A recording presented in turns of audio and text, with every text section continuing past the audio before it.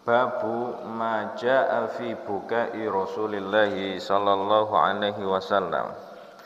Bab mengenai tangisan daripada Nabi sallallahu alaihi wasallam.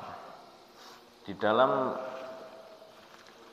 bab-bab sebelumnya telah disebutkan juga mengenai babu ma jaa fi dhahki Rasulullah sallallahu alaihi wasallam. Bab mengenai tertawanya Nabi sallallahu alaihi wasallam. Ya, disebutkan dalam bab tertawa tersebut Nabi tidak tertawa secara terbahak-bahak, kohkoha, dan juga Nabi hanya tersenyum simpul ketika tertawa. Begitupun di dalam tangisan Nabi sallallahu alaihi wasallam. Ibnu Qayyim dalam kitabnya Zadul Ma'ad fi Hadyi Khairil Ibad menyebutkan bahwasanya ada 9 sebab seorang itu menangis. Ada 9 sebab seorang itu menangis. Nah, tangisan sendiri al-buka'u itu adalah mubayyinun lihalil qulub. Tangisan itu adalah ekspresi daripada keadaan hati. Ekspresi daripada keadaan hati. Muqtarinun bidumu'in au bisautin. Dengan diiringi air mata dan juga isak atau suara yang keluar daripada mulutnya. Nah, ada 9 di antara sebab tangisan itu. Ada yang terpuji, ada yang mahmud, dan ada yang mazmum. Sebab tangisan itu ada yang terpuji dan ada yang mazmum, tercela. Di antaranya yang terpuji adalah tangisan rahmatan wa syafaqatan. Tangisan sebabnya itu adalah iba, rasa kasihan kepada orang lain. Di antaranya juga sebab tangisan yang terpuji adalah tangisan khosyatun. Tangisan disebabkan oleh rasa takut, oleh rasa takut.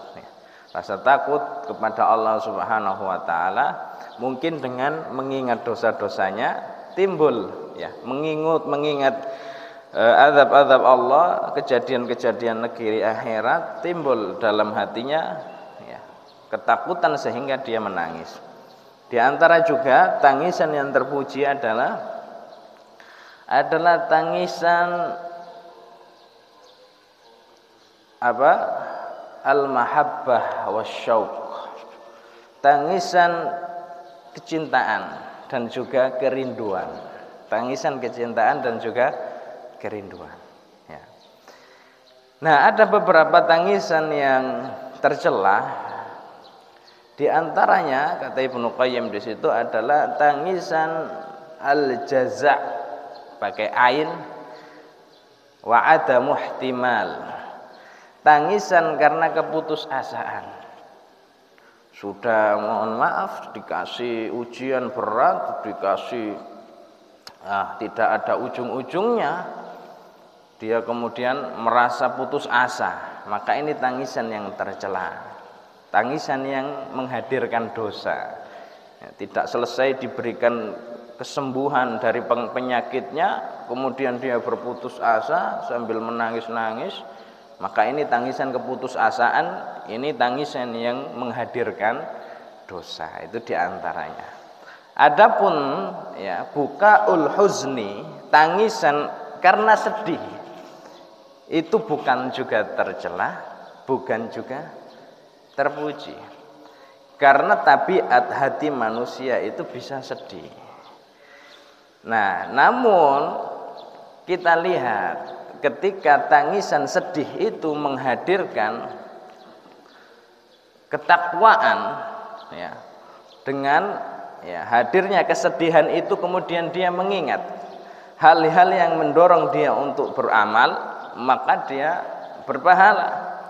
Tapi ketika tangisan sedih itu berbuah menjadi satu perbuatan seperti niyaha, meratap, ya, ditinggal, misalnya orang meninggal dunia, sedih, maklum, keluar air mata, maklum, wajar. Namun ketika lahir daripada tangisan kesedihan itu, sebagaimana orang-orang Arab jahiliyah dahulu, seperti syakul juyubi wa dharbul hud, seperti merobek-robek baju kemudian menampar-nampar muka, maka tangisan tersebut menjadi haram, ya.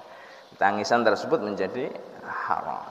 Nah, di sini kemudian di hadis Nabi sallallahu alaihi wasallam di sini disebutkan sisi apa saja yang menyebabkan Nabi sallallahu alaihi wasallam itu menangis. Apa saja keadaan atau hal yang menjadikan Nabi sallallahu alaihi wasallam itu menangis.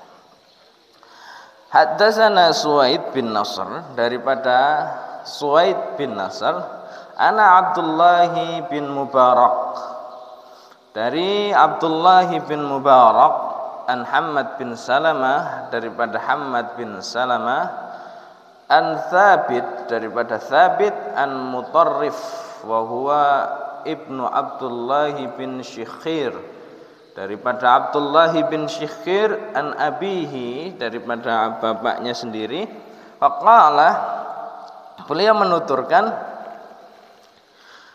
ataitu Rasulullah sallallahu alaihi wasallam, aku mendatangi suatu ketika Rasulullah sallallahu alaihi wasallam, wa huwa yusalli, ketika itu keadaannya Nabi sedang sholat, wali jawfihi azizun ka azizil mirjali, dan aku melihat, ya, nampak, ya, olehku Nabi sallallahu alaihi wasallam itu terdengar suara isak tangis, ya, ka azizil mirjali, seperti air yang menetes pada bejana yang terbuat daripada nuhas, terbuat daripada timah, minal buka, sebabnya apa? Karena Nabi sallallahu alaihi wasallam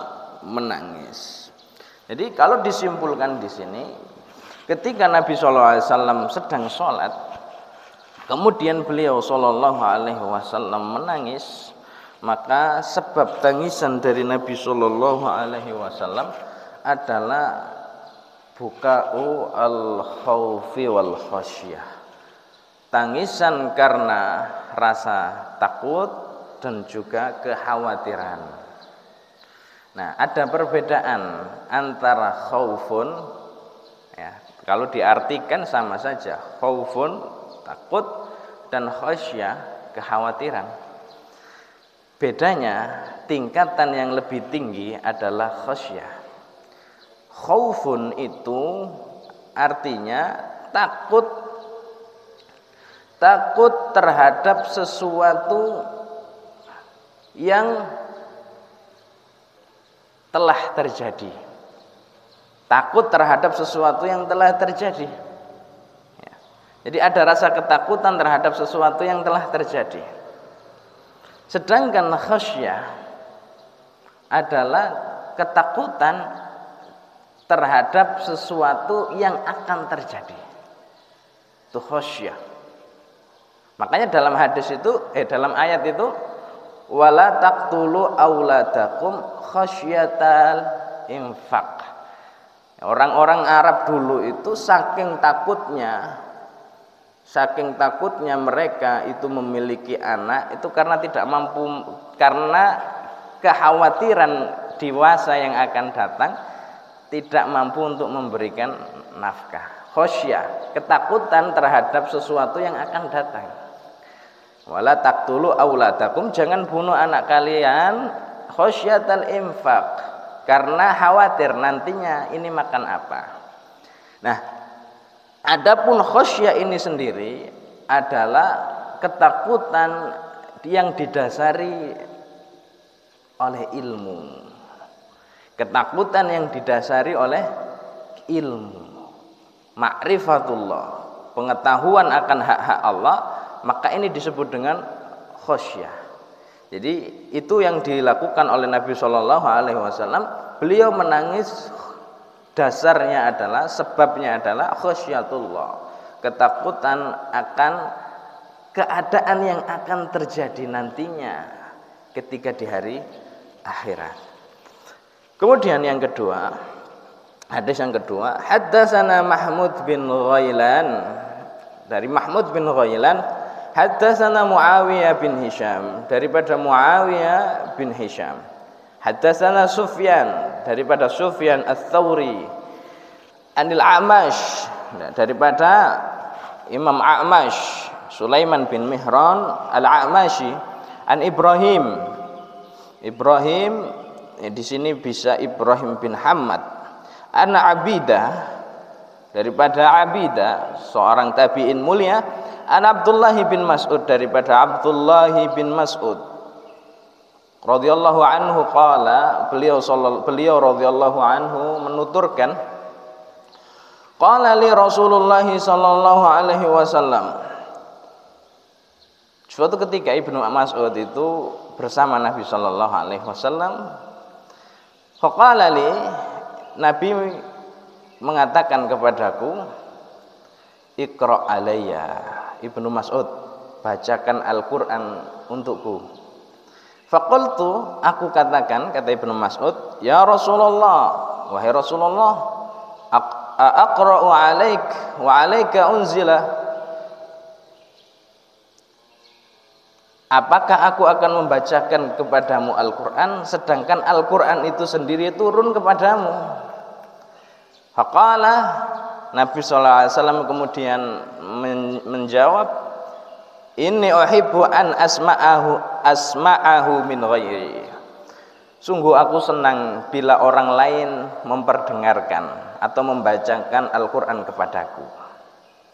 Disebutkan para ulama, di antara sunnah juga adalah memintahkan orang lain untuk membacakan Al-Qur'an. Mengapa? Karena ketika mendengarkan Al-Qur'an itu lebih mudah untuk mentadaburi isi Al-Qur'an, kalau ngerti bahasa Arabnya, daripada dia membaca Al-Qur'an itu sendiri. Kenapa? Karena orang yang membaca Al-Qur'an itu mustaghilun bil qiraah. Karena orang yang membaca Qur'an itu lagi sibuk membaca, tidak sibuk untuk mentadaburi. Kecuali diperdengarkan isi Al-Qur'an, maka dia lebih mudah untuk mentadaburi atau merenungi kandungan Al-Qur'an. Ya.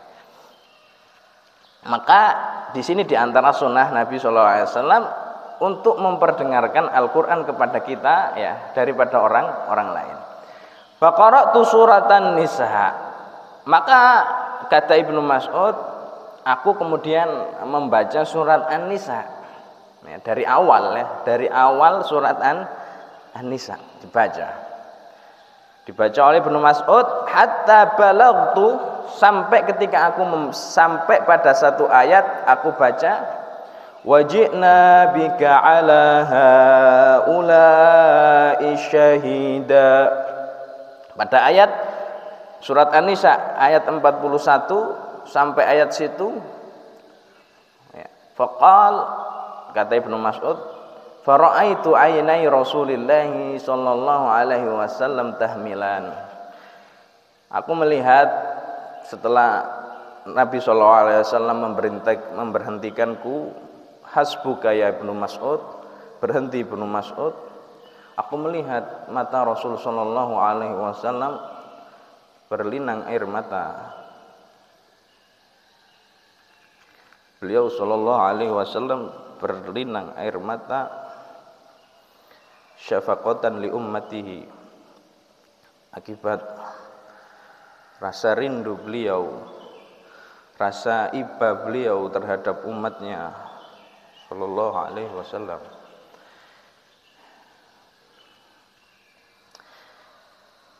kata ayat tersebut, wajibna bika ala haula'i syahida.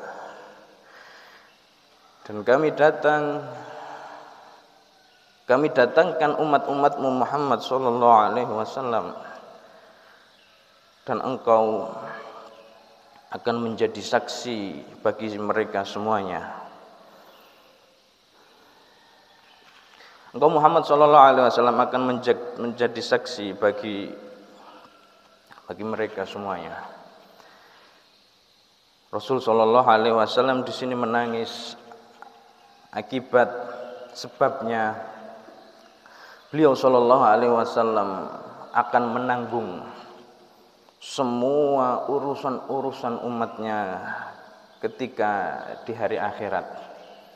Satu persatu Rasul sallallahu alaihi wasallam tatkala umatnya menyeberangi jembatan Sirat, beliau berdiri di tepian Sirat. Beliau mengatakan, berdoa kepada Allah Subhanahu wa taala, Allahumma sallim, Allahumma sallim, Allahumma sallim. Ya Allah, ini umatku ya Allah, selamatkan dia ya Allah. Ini umatku ya Allah, maka selamatkan dia. Maka itulah sebabnya Rasul sallallahu alaihi wasallam akan kecintaan beliau dan juga rasa kasih sayang beliau kepada umatnya Nabi sallallahu alaihi wasallam. Maka sangat pantas bagi kita semua untuk meniru gaya hidup Rasul sallallahu alaihi wasallam, manusia terbaik yang pernah ada. Tidak ada satupun manusia yang memikirkan keadaan orang lain sampai di akhirat kecuali hanya Nabi sallallahu alaihi wasallam. Tidak ada orang yang mencintai kita di dunia ini yang kecintaannya itu akan kekal abadi sampai negeri akhirat kecuali Nabi sallallahu alaihi wasallam. Orang tua kita sekalipun kecintaannya hanya berakhir di dunia, sedangkan kecintaan Nabi sallallahu alaihi wasallam tidak berakhir di dunia. Kecintaan Nabi sallallahu alaihi wasallam tidak ada akhirnya sampai umatnya itu dipastikan selamat menuju surga Allah Subhanahu wa taala. Maka suatu ketika dalam hadis riwayat At-Tirmidzi, Nabi sallallahu alaihi wasallam menyampaikan, inni mushtaqun bi ikhwani, aku sangat rindu dengan saudara-saudaraku. Beliau menangis kemudian. Para sahabatnya radhiyallahu anhum kemudian mengatakan kepada Nabi sallallahu alaihi wasallam, alasna ikhwanuka ya Rasulullah, bukankah kami ini adalah saudara-saudaramu Rasulullah? La, tidak, kalian bukan saudara-saudaraku. Bal antum ashabi, kalian itu sahabat-sahabatku. Ikhwani, saudara-saudaraku itu humul ladzina lam yarawni walakinnahum yu'minuna bi. Mereka itu adalah orang-orang yang tidak pernah melihat aku, namun mereka beriman kepadaku. Itu rindu Rasulullah SAW kepada umatnya. Maka tidak pantas bagi kita umatnya Sallallahu Alaihi Wasallam untuk tidak pernah ingat akan Nabi Sallallahu Alaihi Wasallam dalam kehidupan kita. Senantiasa apapun yang terjadi, ingatkan itu akan Nabi Sallallahu Alaihi Wasallam. Kemudian kita baca hadis yang terakhir.